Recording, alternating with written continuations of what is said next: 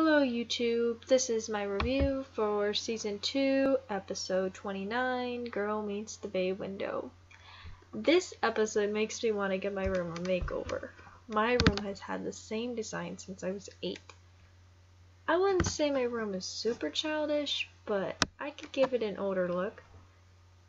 Maybe that's what I'll do tomorrow.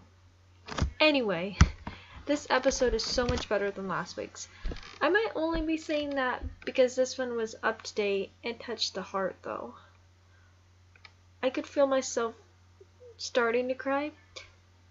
I probably would have if it wasn't for the fact that the writers added some little comical things in between.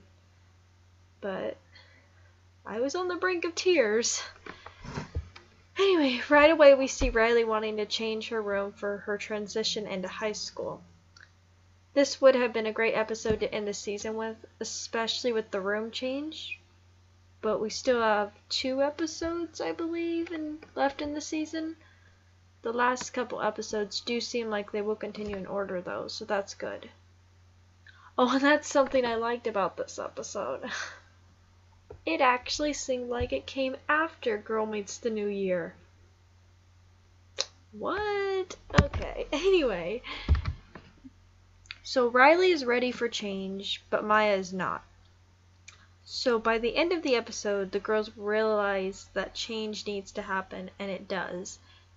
And change is unavoidable. You can't avoid change, it just happens, and you need change in your life, because if everything always stayed the same, you can't really experience what life has to offer. So I really loved seeing little Riley and Maya and Farkle. I was hoping I would get to see little Lucas too, but that didn't happen.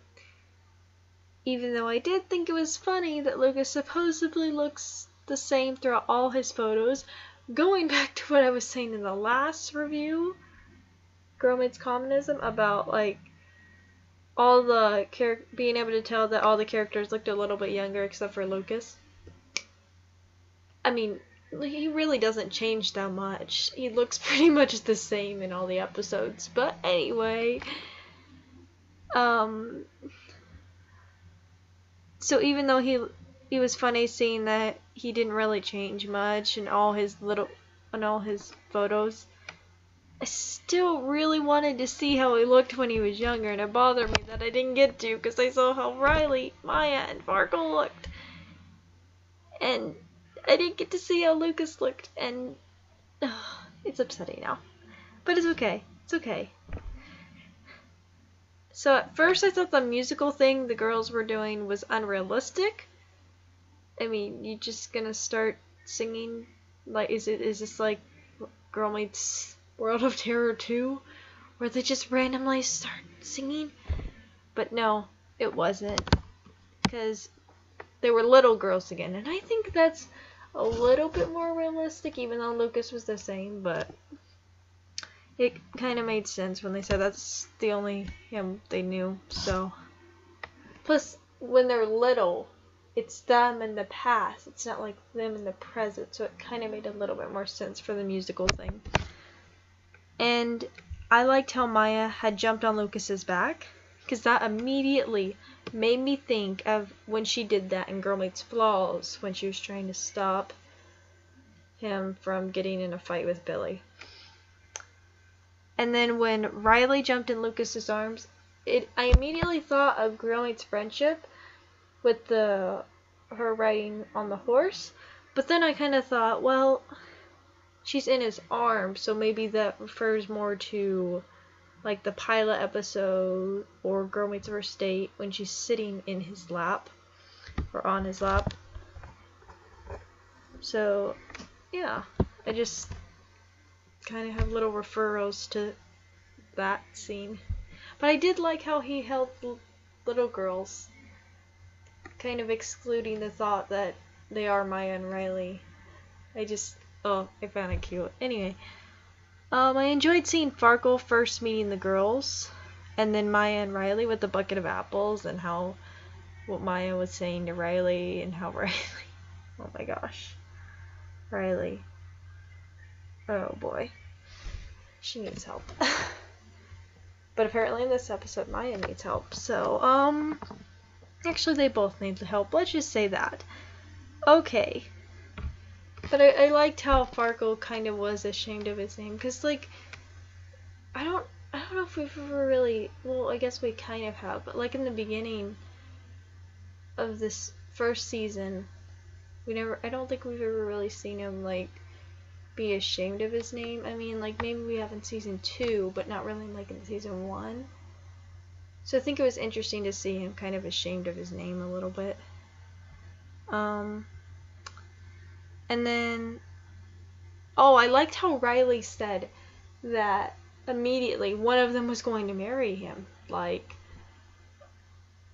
is that like a Ryoko scene or something? I mean, I'm just saying So yeah, I think that was a Ryoko thing with Riley saying the marriage thing. I liked the scene when Corey was leaving to take Topanga to the hospital to give birth to Augie.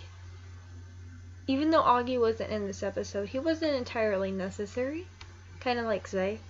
But he was mentioned, which is a plus from not actually seeing him. I like seeing kind of a younger Corey, but anyway. And how little Maya opened up about like her broken family and then held her legs close to her body. And then that transition to seeing Maya back on the bay window doing the same thing. I really like that transition. It's one of my favorite parts. I don't think I can pick a favorite out of this. I just really like this episode. And then when Maya and Riley were interacting with their younger selves, it touched my heart for sure. That scene was so precious. I think more with Maya and her younger self than Riley and her younger self. I mean, with Riley, it was cute, you know, adorable, but with Maya, it was more like to the heart. Like, it really made you want to cry. And the scene with the older Maya and Riley wasn't bad, but I didn't really like it as much. I mean, we're going to see Maya and Riley grow older, so I didn't see that as necessary.